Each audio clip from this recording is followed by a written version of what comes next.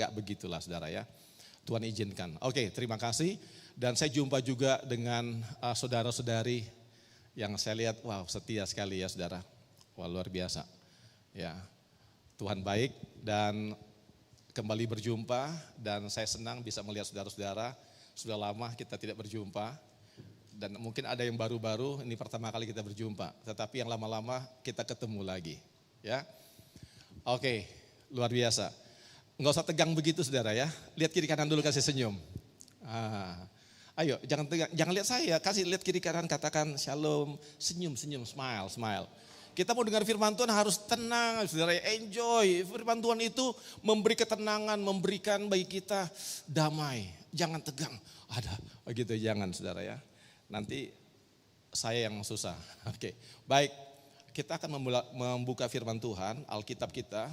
Ya, saya tidak mempersiapkan itu di depan ini, tetapi saya telah menulis Roma pasal 8 ayat 31, saudara boleh melihat atau buka Alkitab kita. Roma 8:31. Saya rindu kita melihat ini dan kita akan belajar, ya. Baik. Roma 8:31. Sudah? Kita melihat ayat-ayat ini saudara, saya akan membaca, saudara bisa buka HP saudara atau gadget saudara bisa buka. Saya mau kita membaca sama-sama dengan yakin, dengan penuh iman. Kita baca Roma 8:31. Oke, saya akan bacakan bagi saudara-saudara. Sebab itu, apakah yang akan kita katakan tentang semuanya itu?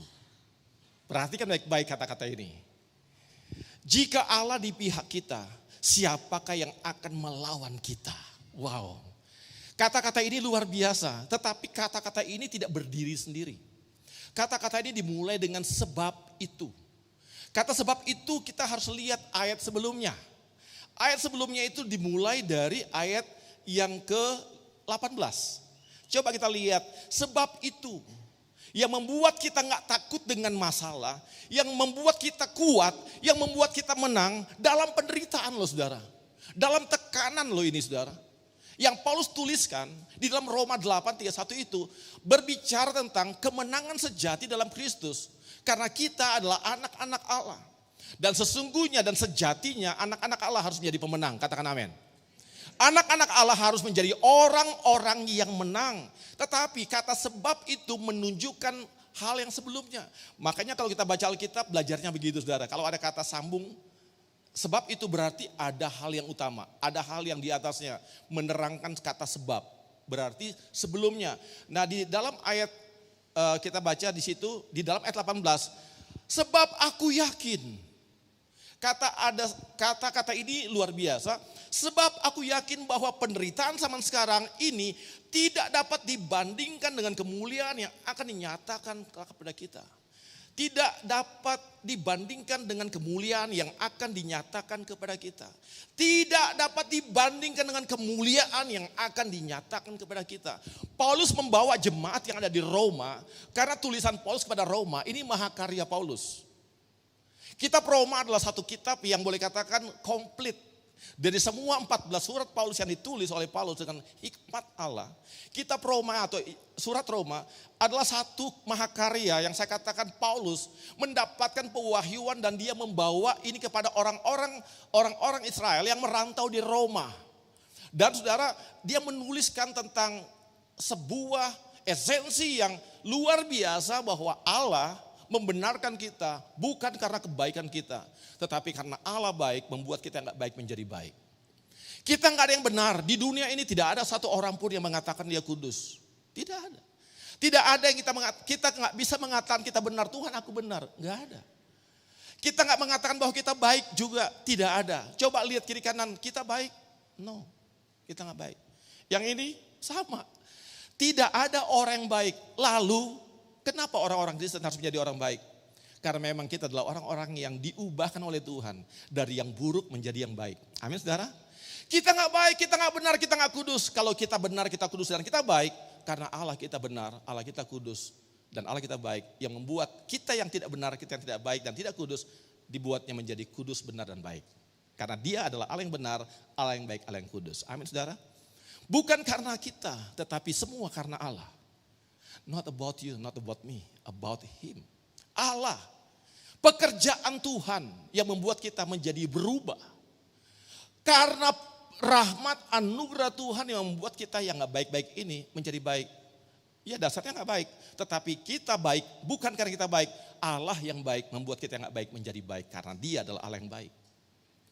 Dibenarkan pun seperti itu, kita gak benar, tetapi Allah yang benar membenarkan kita yang tidak benar menjadi benar karena Allah kita adalah Allah yang benar. Amin saudara. Itu sebabnya kita harus bergantung dan berharap pada Tuhan. Dan terus mempunyai satu ritme yang sama. Denyut irama yang sama. Hubungan kita dengan Tuhan harus terpelihara. Dan itu sepenuhnya Tuhan. Dari lagu penyembahan tadi. Coba kita bedah setiap lagu bahwa yang kita nyanyikan tadi. Hidupku adalah Engkau. Coba benar gak? Benar gak hidup kita adalah Tuhan? Benar gak semuanya Tuhan? Benar gak? Mungkin di gereja ini pulang, apa semuanya tetap Tuhan? Ataukah Tuhan sebagian, kita sebagian? Kalau kehidupan kita sebagian bukan Tuhan dan sebagiannya adalah kita, sepenuhnya bukan Tuhan. 99,9% adalah Tuhan, 1% adalah kita, itu juga bukan Tuhan. Ngeri ya? Iya. Kalau saudara, Pastor Wilson, saya minta tolong. Saya pernah ngomong ini, saya cuma boleh saya turun ya? Boleh ya? Saya menganalogikan begini saudara, ini minuman belum dibuka. Tetapi orang berkata bahwa ini air, betul kan saudara? Saya bilang bukan air. 99% air, ada 10% udara. Jadi di dalamnya bukan air 100%, tetapi ada udara. Begini saudara, kalau digoncang begini tidak ada gelembung air, nah tuh gelembung air kelihatan kan? Berarti sepenuhnya air di dalam. Tapi kalau ada satu titik gelembung, itu berarti secara fisika mengatakan di dalamnya bukan air, tetapi 99 air, 1 titik udara. Itu yang benar. Tuhan gak mau kita 1 titik, Dia mau semuanya. Tuhan gak mau minta kita setengah, Dia mau minta kita utuh. Bukan seperti lagunya Sapa Ariel, separuh jiwaku kamu. Tuhan kasih sepenuh hatinya untuk kita. Korban gak separuh jiwanya kita, enggak. Seluruhnya Dia kita, mati untuk kita. Dia gak memberikan separuh hidupnya, tetapi Dia memberikan seluruh hidupnya kepada kita. Kurang apa? Nah kita melihat di situ ayat-ayat ini berbicara tentang sebuah misteri, sebuah rahasia yang Paulus gambarkan kepada jemaat yang ada di Roma. Tentang mau menjadi pemenang, mau melihat pembelaan Tuhan. Ayat inilah jawabannya. Dikatakan begini, sebab aku yakin penderitaan zaman sekarang gak bisa dibandingkan. Kata sebab itu, sebab aku yakin, kalau ada kata sebab berarti kita harus belajar di atasnya. Apa di atasnya? Di atasnya itu dimulai dari ayat yang pertama. Ayat yang pertama apa itu? Demikianlah sekarang tidak ada penghukuman bagi mereka yang ada dalam Kristus. Saudara lihat. Kata sebab itu menerangkan ayat 1. Jadi kalau kita mempelajari Alkitab itu seperti itu. Oh, kenapa? Karena ayat 1 berbicara tentang hiduplah oleh roh. Orang-orang yang gagal pasal 7, kita lihat ayat ini berbicara demikianlah, kata demikian itu menerangkan sebelumnya. Apa yang sebelumnya? Pasal 7. Pasal 7 kalau saudara baca pasal 7, kehidupan manusia di pasal 7, Alkitab mengatakan aku manusia celaka. Baru saja aku melakukan yang baik, yang jahat udah ada padaku. Saudara perhatikan pasal yang ke-7 supaya saudara lebih mengerti di pasal 7 gini saudara ya. Di pasal 7 dimulai dari ayat yang ke-13. Perjuangan hukum Taurat dan dosa. Hukum Taurat adalah keadilan Allah terhadap perbuatan jahat, gigi ganti gigi, mata ganti mata. Bagi Allah penghukuman itu mutlak bagi kita. Upah dosa maut, titik. Itu Taurat. Taurat mengatakan bahwa Allah yang sempurna tidak dapat dipermainkan dengan perbuatan yang tidak baik. Itu Taurat. Taurat menyatakan kesalahan kita. Taurat menyatakan kelemahan kita. Itu Taurat. Taurat adalah satu batasan yang, tetapi dengar baik-baik, Allah nggak pernah menghapus Taurat sampai hari ini. Taurat harus tetap menjadi satu, karena satu titik iota koma nggak pernah habis sampai Tuhan datang. Tuhan nggak pernah menghapus Taurat. Taurat itu adalah satu gambaran bahwa hukum Allah sempurna. Dan yang hanya bisa menyempurnakan itu hanya Yesus. Itu Taurat. Nah, dikatakan jika demikian adakah yang baik itu menjadi kematian bagiku? Sekali-kali tidak, tetapi supaya nyata bahwa ia adalah dosa dan maka dosa mempergunakan yang baik untuk mendatangkan kematian bagiku. Supaya oleh perintah itu dosa lebih nyata lagi keadaannya sebagai dosa. Jadi hukum ini menyatakan, menerangkan tentang kekurangan kita. Karena hukum Taurat itu 10 hukum yang diberikan oleh Allah. Dan 10 hukum itu hukumnya begini. Kalau kita bisa melakukan hukum Taurat 9 benar, 1 salah dianggap salah semua. Dan tidak ada orang yang bisa menyempurnakan itu. Dari kehidupan Musa dihadapin dengan yang namanya perasaan kesabaran. Oh, Musa pukul juga batunya. Kenapa? Abraham belum Taurat waktu itu, hukum Taurat belum lahir. Itu Abraham itu hukum hati nurani. Nah, kita melihat di sini ya, ketika zaman Musa Allah mulai memerintahkan tulis Taurat, itu hukum-hukum. Saya kalau ngomong begini bisa nyambungnya kemana-mana saudara. Karena sekarang itu udah banyak yang namanya media sosial, banyak guru-guru sesat saudara. Oh, zaman Taurat itu perpuluhan. Dari mana ngomong begitu? Perpuluhan zaman Taurat, enggak ngerti dia. Enggak, perpuluhan sebelum Taurat. Saudara pernah belajar Alkitab tentang perpuluhan, makanya ada anak-anak Tuhan sekarang enggak memberi perpuluhan, dosa saudara. Dosa. Kita enggak melakukan firman Tuhan.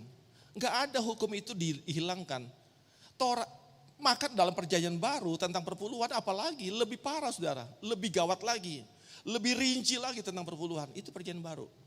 Saudara boleh tanya saya bisa terangkan itu. Tetapi saya mau kasih garis besar seperti ini saudara. Perbuatan Abraham kepada Melkisedek itu belum Taurat loh saudara. Belum. Dia memberikan 10%.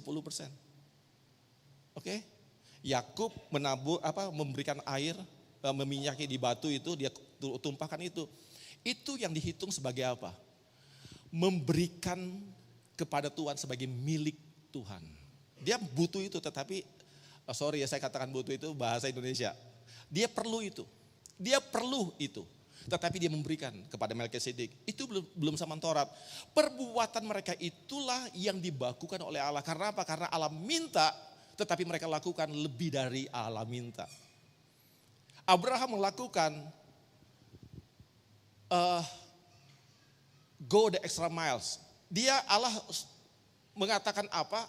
Abraham melakukan lebih dari itu. Sehingga Allah menghitung itu sebagai kebenaran dan itu diambil oleh Allah. Kalau ada manusia seperti ini bisa lakukan itu, seluruh orang harus lakukan hal seperti itu. Karena perbuatan satu orang. Makanya Taurat mencatat dan dimasukkan dalam satu hukum tentang perpuluhan. Sebelum hukum Taurat terjadi, ditulis. Perpuluhan sudah ditulis. Dan sampai kepada nabi-nabi terakhir Maleaki.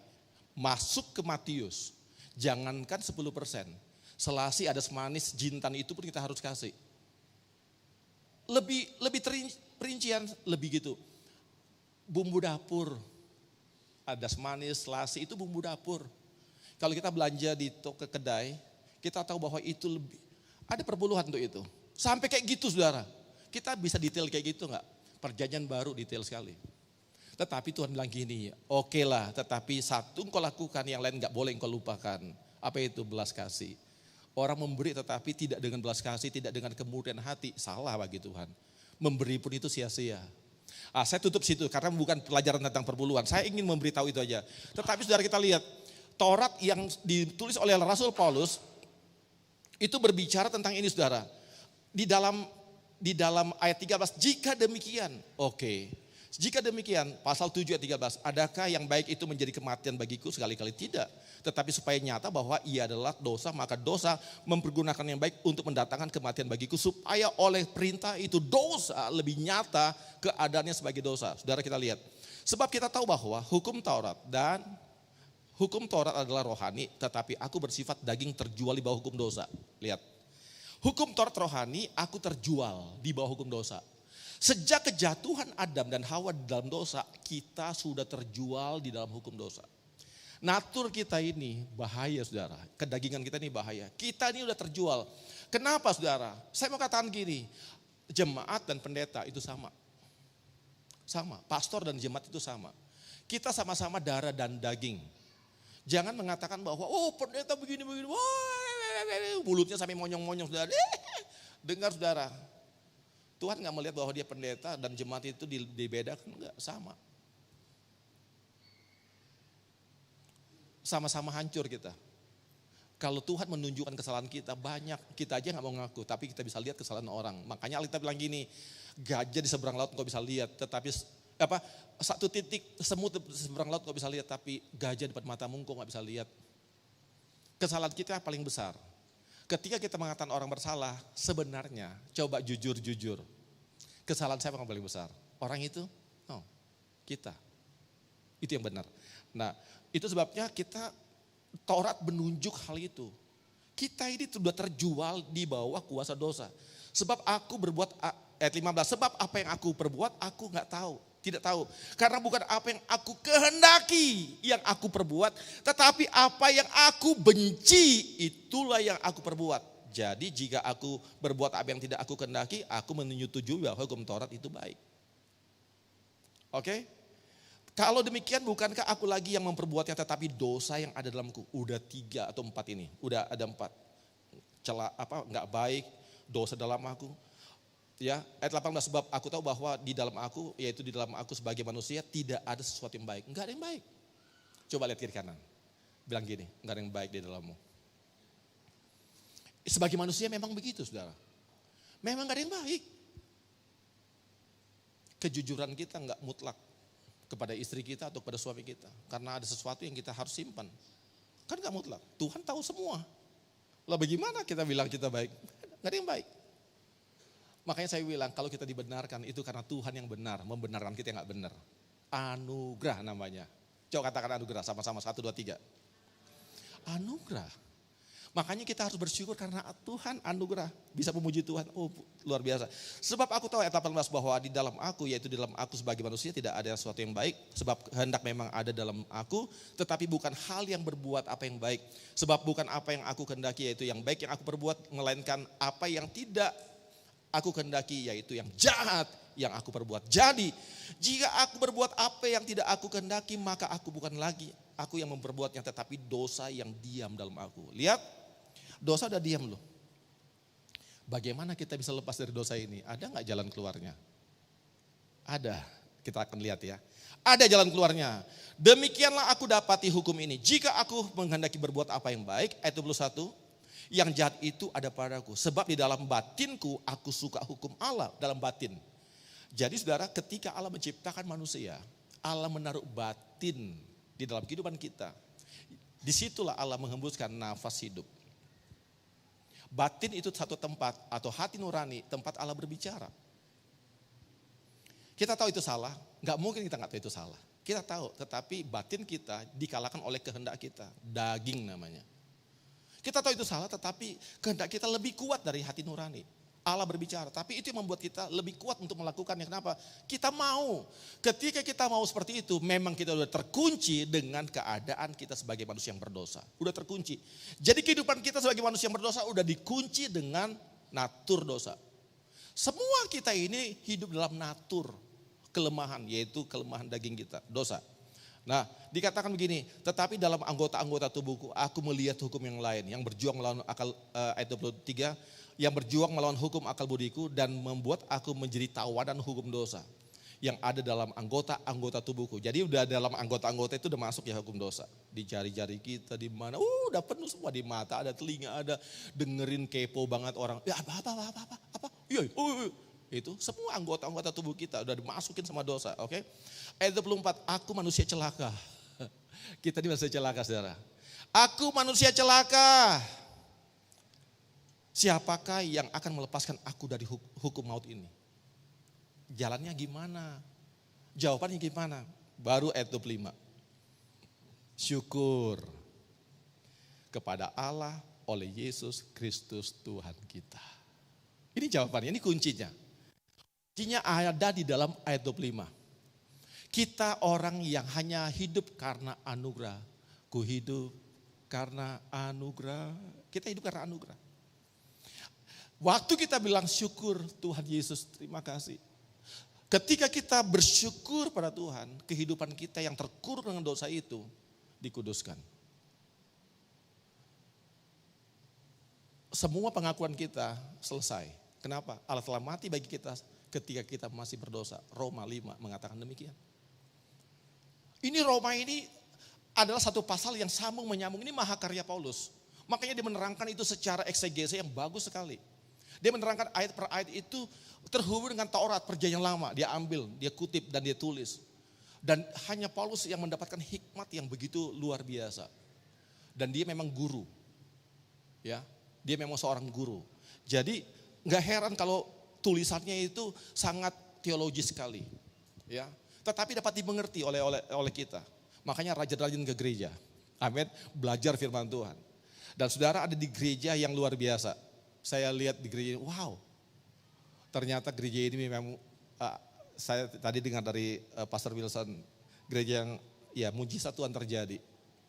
Kosnya lebih murah, tetapi tempat yang lebih bagus. Saya bilang bagus masuk, saya sampai keren kali. Dan saya nyanyi sedikit, hari yang mantap. Gitu ya. Keren banget ya saudara ya, ada di gereja seperti ini. Wah rasanya tuh kayak enak banget ya.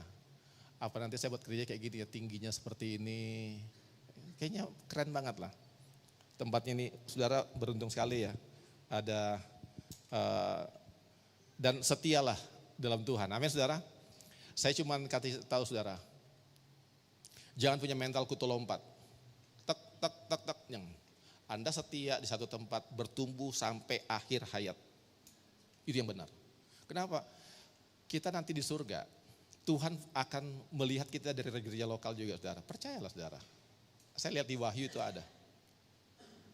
Kalau Tuhan mengatakan segala suku, bangsa dan bahasa, Tuhan juga memulai dengan satu tempat kita bertumbuh namanya gereja lokal.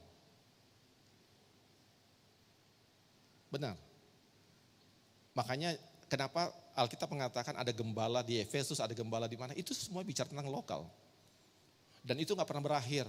Wahyu menulis tentang 7 sidang itu. Artinya apa? Tuhan melihat gereja lokal saudara. Percayalah saudara ya. Makanya setia aja saudara. Ada masalah kadang-kadang ya kayak gitu. Tetapi setialah, setialah. Benar. Setia aja saudara. Berkat saudara gak akan pernah hilang. Yesus juga diberitakan, di sana kemana? Sama Yesus. Kalau Yesus yang sama, kenapa kita harus mencari Yesus yang lain? Oke, saya ingin saudara melihat di sini apa yang ditunjukkan oleh Paulus. Syukur kepada Allah oleh Yesus Kristus Tuhan kita. Waktu saya membaca itu, saya melihat bahwa setiap natur itu luntur, jatuh, berjatuhan. Dari tubuh saya yang udah kena dengan yang namanya dosa. Hanya bersyukur, mengingat Kristus, mengingat perbuatannya, dan mengatakan semuanya pada Tuhan, selesai.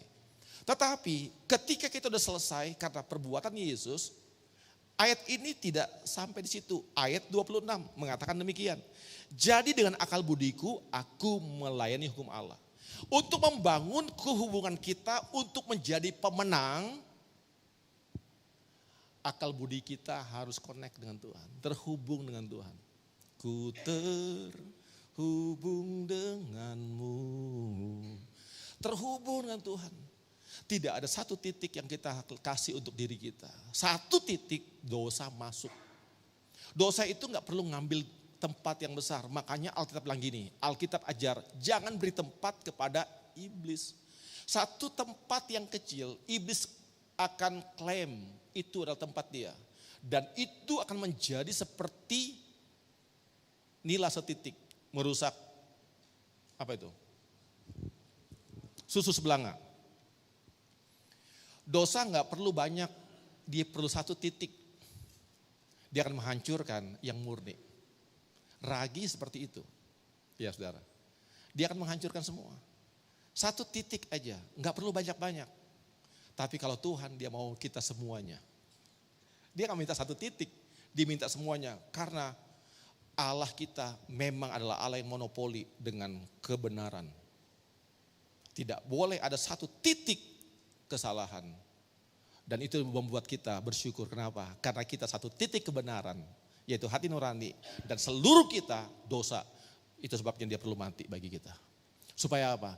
Dia mengambil tempat seluruhnya dalam kehidupan kita. Dan membebaskan kita. Syukur pada Allah oleh karena Yesus Kristus. Jadi bangunlah pikiran kita. Bangunlah hubungan kita dengan Tuhan. Dengan akal budiku aku melayani hukum Allah. Kalau tidak, hukum yang berbicara yang kedua, apa itu? Dengan tubuh insaniku aku melayani hukum dosa. Jadi gini, ketika kita terputus hubungan dengan Tuhan, tubuh insani kita pasti berdosa. Itu aja saudara. Yang membuat kita menang, yang membuat kita hebat, karena kita membangun hubungan dengan Tuhan mulai dari bangun pagi. Bangun hubungan dengan Tuhan, baru kita mengerti. Baru kita mengerti dalam Roma 8 ayat 31. Coba tampilkan ayat ini. Kita melihat, baru kita mengerti Roma 8 ayat 31 berbicara tentang apa? Roma 8, 31. Baru ayat ini akan berbicara pada kita dengan jelas. Sebab itu apakah yang akan kita katakan tentang semuanya itu? Jika Allah di pihak kita. Kenapa Allah perlu di pihak kita? Karena iblis sifatnya penuduh. Iblis itu diabolos dalam bahasa aslinya. Sifatnya penuduh, dia menuduh. Kamu kan ini, kamu tadi bagian gini, kamu kan barusan bicara seperti ini, kamu kan, dia menuduh kita. Tetapi syukur pada Allah, karena Allah di pihak kita, oleh karena Yesus Kristus. Alkitab mengatakan jika Allah di pihak kita, siapakah yang akan melawan kita? Amin saudara. Kemenangan kekristenan orang-orang Kristen karena Allah berpihak kepada kita. Ketika Allah berpihak kepada kita, musuh terbesar kita adalah iblis. Dan kita bisa mengalahkan tipu muslihat iblis.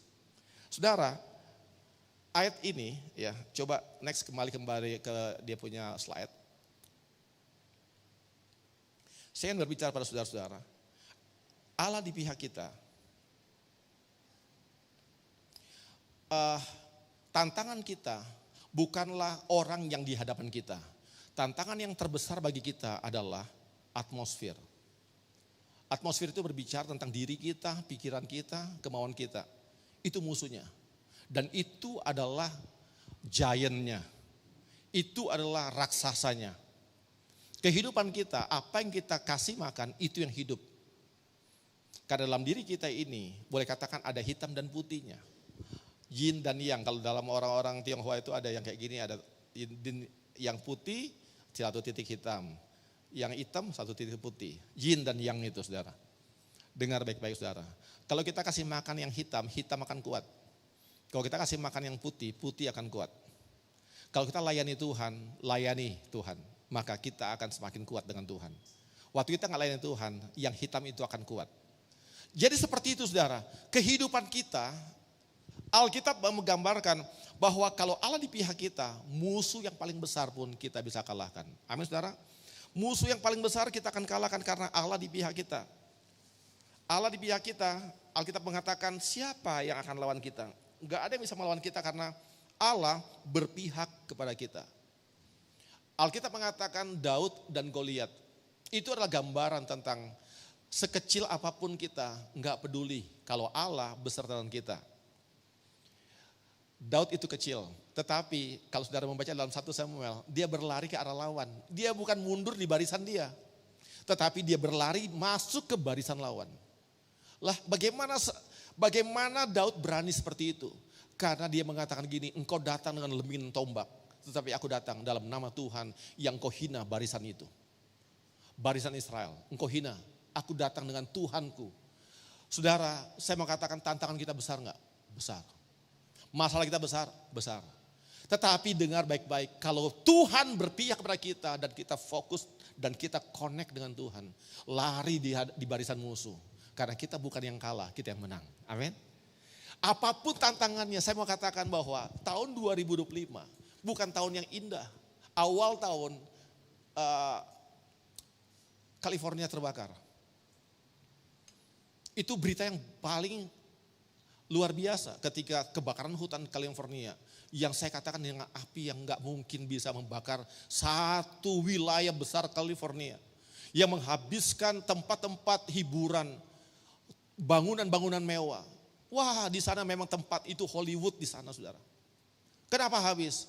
Karena Allah muak, karena Allah bosan.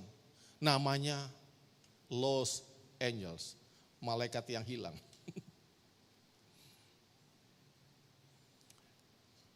Itu memang tempat Lucifer mungkin, seperti itu. Kenapa?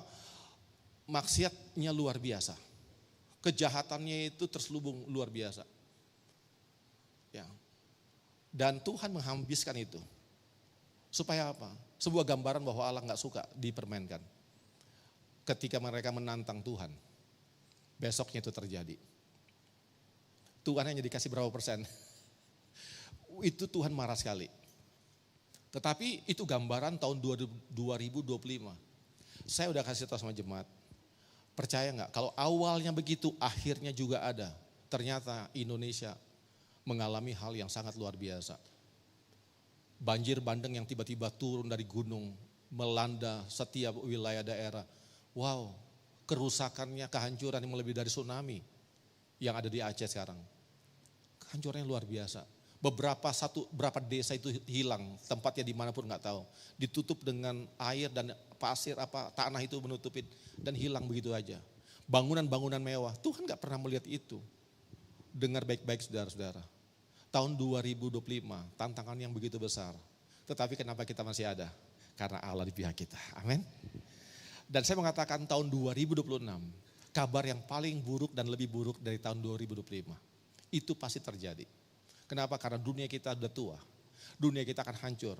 Kenapa? Karena Tuhan gak lama lagi datang. Karena Tuhan gak lama lagi datang, siapkan diri kita. Serius dengan Tuhan. Semakin setia. Suruh berdoa, suruh puasa-puasa, melayani Tuhan. Ayo bergandengan tangan jemaat Tuhan. Amin saudara. Kenapa? Karena memang ini waktunya kita serius dengan Tuhan dan memang lebih serius. Kita gak pernah tahu besok akan jadi seperti apa. Tetapi waktu kita membangun hubungan dengan Tuhan, mau jadi apa kayak dunia ini, bahkan membawa hidup kita ke dalamnya, kita tetap di tangan Tuhan. Amin. Kalau Allah di pihak kita, siapakah yang lawan kita? Enggak ada. Allah di pihak kita. Saudara, Daud mengatakan dari Mazmur 27, Daud mengatakan Tuhan adalah terangku dan keselamatanku, kepada siapakah aku harus takut. Tuhan adalah benteng hidupku, terhadap siapakah aku harus gemetar. Enggak boleh gemetar, enggak boleh takut. Kenapa? Ketika Tuhan berpihak kepada kita, Paulus mengatakan enggak ada lawan lagi. Enggak ada lawan. Kalau Tuhan ada di jalan kita pun dibuat lurus oleh Tuhan. Walaupun pintu-pintu tertutup, Allah yang membukakan setiap pintu. Petrus di penjara, tetapi kenapa penjara tetap tertutup? Petrus bisa berada di luar karena Allah tidak dapat dibatasi. Amin saudara. Allah kita gak terbatas. Karena Allah kita adalah Allah yang mengatur segala masa. Ada lagu tua, mungkin sebagian dari kita tahu. Brother Rudis tahu pada lagu ini. Allah kuasa melakukan segala perkara. Allah ku maha kuasa, Dia ciptakan seisi dunia, atur segala masa. Lagu ini benar. Kalau lagu yang kayak gini, waktu Tuhan selalu, kadang-kadang saya gini, orang dalam pemikiran yang teologinya sempit akan berpikir bahwa Tuhan punya waktu. Enggak. Tuhan enggak ada waktu, saudara. Kalau Tuhan ada waktu, dia terkunci dengan dimensi tempat. Berarti dia bukan pencipta, dia diciptakan. Allah kita yang mengatur segala masa, mengatur waktu. Allah ada di atas waktu. Kalau dia punya waktu, bahaya, dia bukan Allah. Dia ciptaan. Allah kita yang mengatur waktu, makanya dia enggak terkunci dengan waktu. Dia yang mengatur waktu. Kalau lagu itu kita nyanyikan boleh. Tetapi ingat ya, waktu itu waktu kita, bukan waktu Allah. Tuhan melihat, oh ini udah waktunya untuk dia. Tuhan kasih. Tapi Allah yang mengatur waktunya, bukan waktunya Allah. Tapi waktu untuk kita.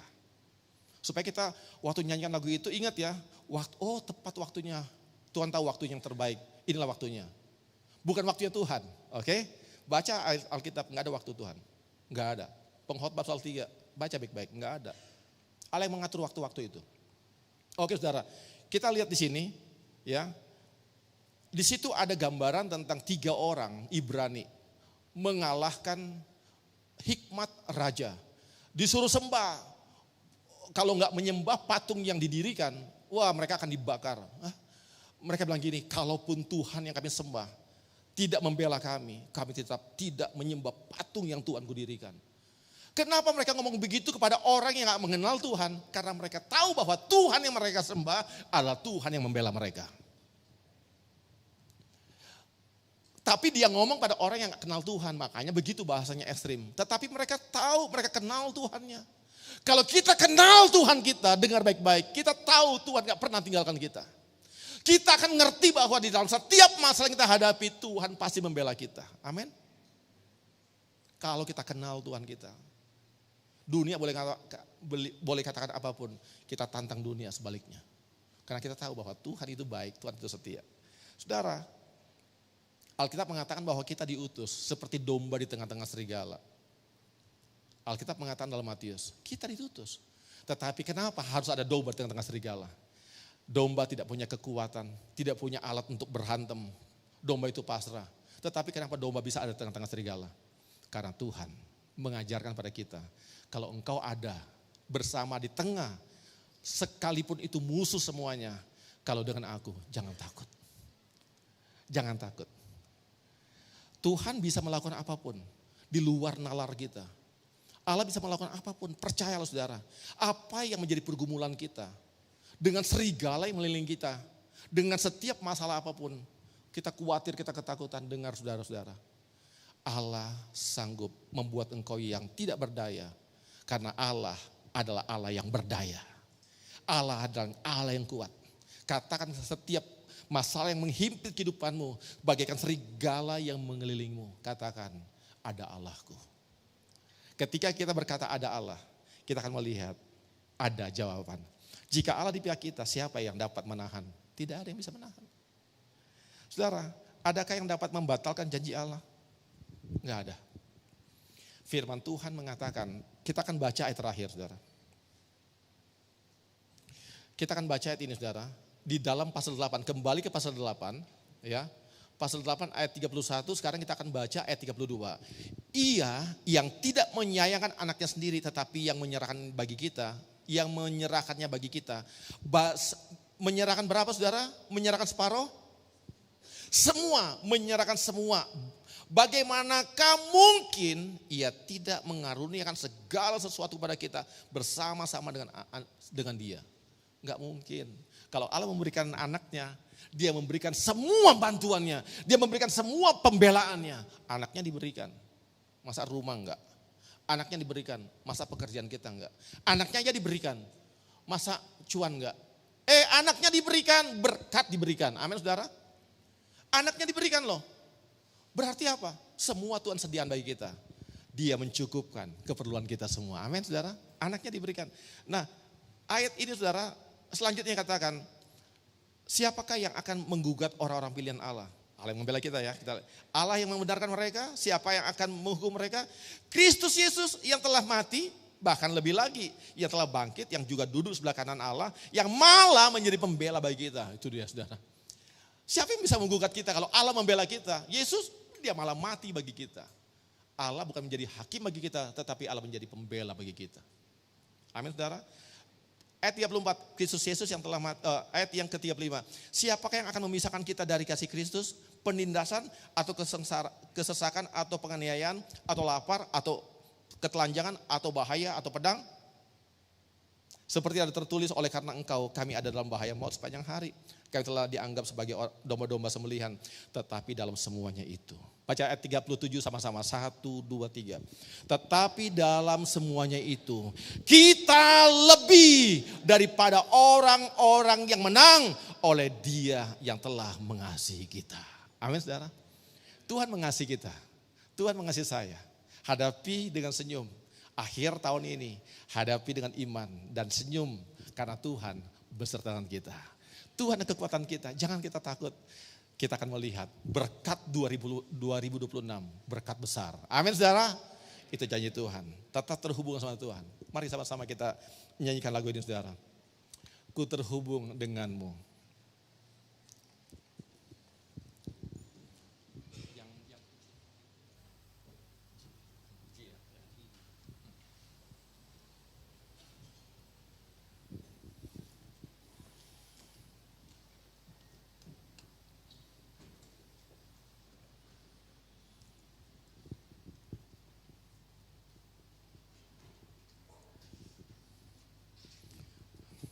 Kasih-Mu yang layakkan kehidupanku. Kasih-Mu yang layakkan kami semua Tuhan. Haleluya. Haleluya. Haleluya. Bangun hubungan dengan Tuhan. Kita syukur kepada Allah oleh karena Yesus Kristus. Jadi dengan akal budiku aku melayani hukum Allah. Layani Tuhan.